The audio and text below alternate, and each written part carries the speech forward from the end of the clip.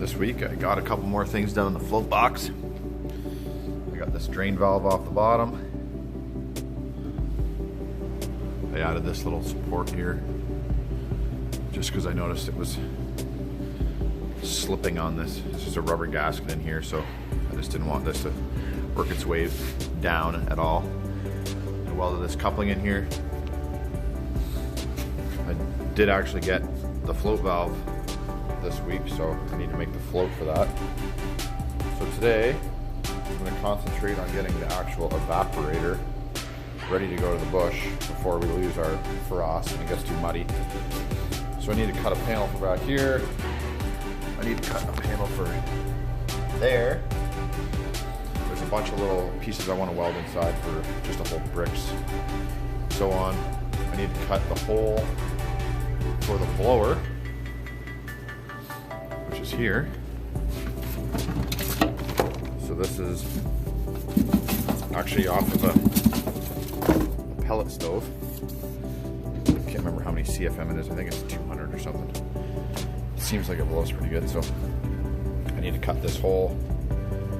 That back piece is 1/4 inch plate, so I'm just going to drill and tap for little holes there.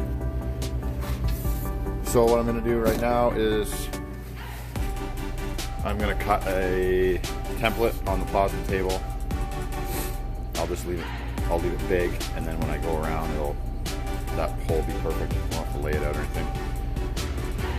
And then hopefully today we'll do a cleanup, because as you can see, this place is a disaster. An absolute disaster.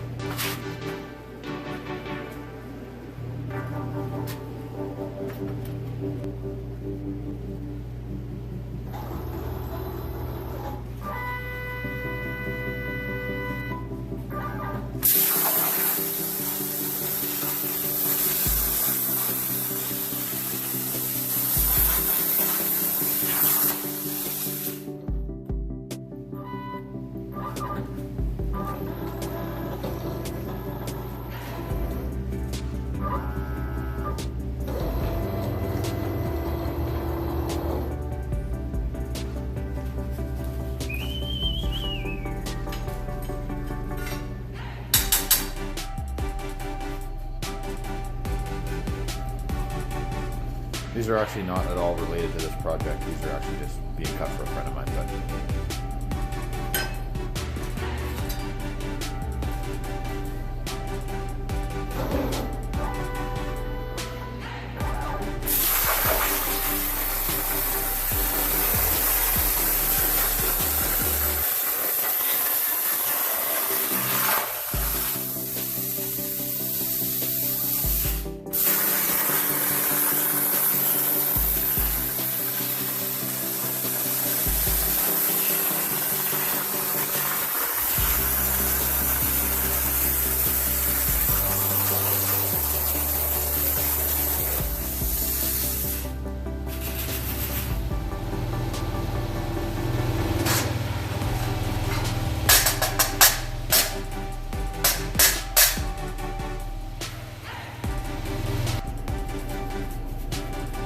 Here's my template cut out. As you can see, it is a 1/4 inch big all the way around. And the reason for that is that the Hypertherm hand torch is a 1/4 inch from the tip to the outside of this drag cup. So when I either tack or clamp this on and go around the inside, I'll be a 1/4 inch smaller than this, which is the perfect size for that.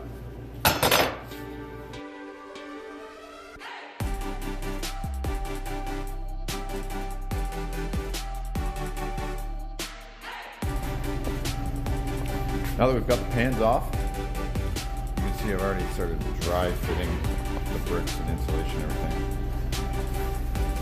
So I need to weld this guy. No. Down here at the top of this ash door, like this. Just to hold a brick, like so. And I don't know where my other pieces are, but there's one that goes across here. Same thing, just holds the brick. Just this top row of brick from falling down, there'd be nothing to hold it. And then across the back of this grate, I'm just gonna weld a piece of stainless here to hold these, and then I think those bricks will just sit in there, they won't be mortared in or anything. I would like this grate to be able to be removed if possible. I don't really see why you would need to remove it, but I don't know, I just like the idea of having everything removable and serviceable, I guess. And then back here, I want to just add a little bit of something, maybe just even some of this K-wool under here, just to protect this from getting too hot. Maybe it doesn't even matter, but I'm gonna put something there.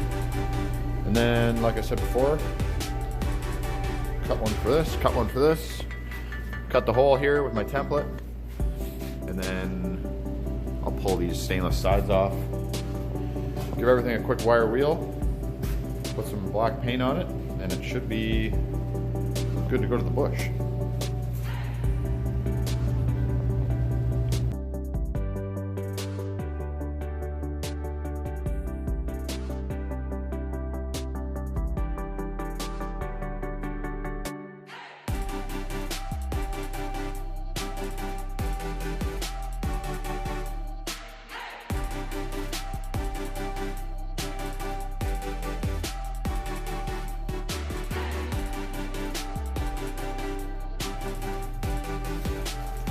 I'm just going to trim off these edges that are hanging over like a quarter inch, just to free up some room in the box.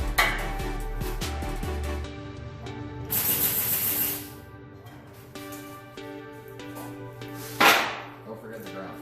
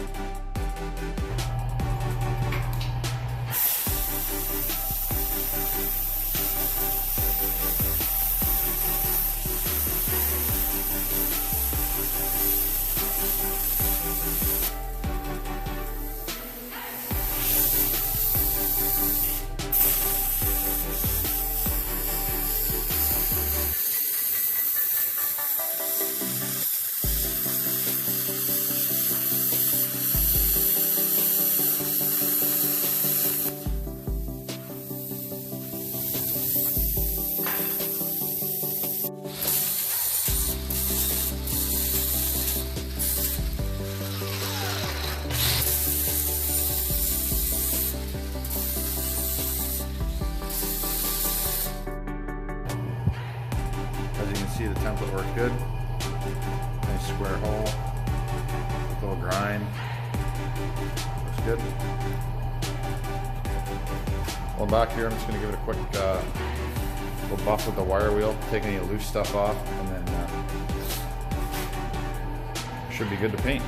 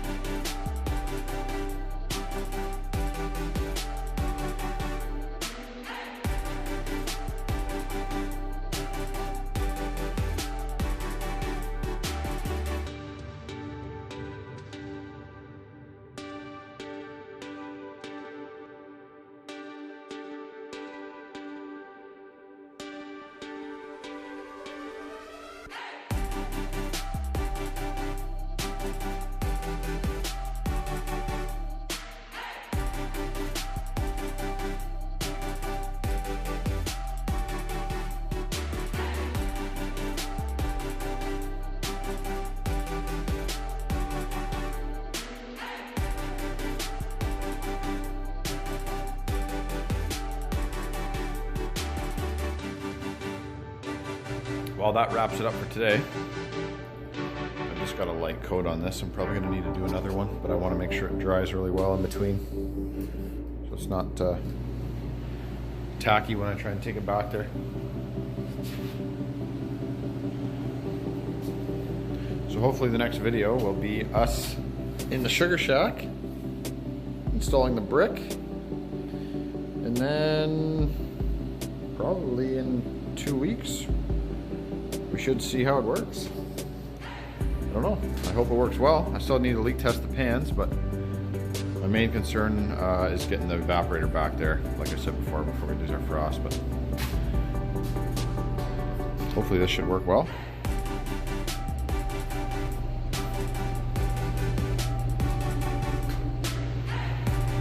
Okay. We'll see you in the bush.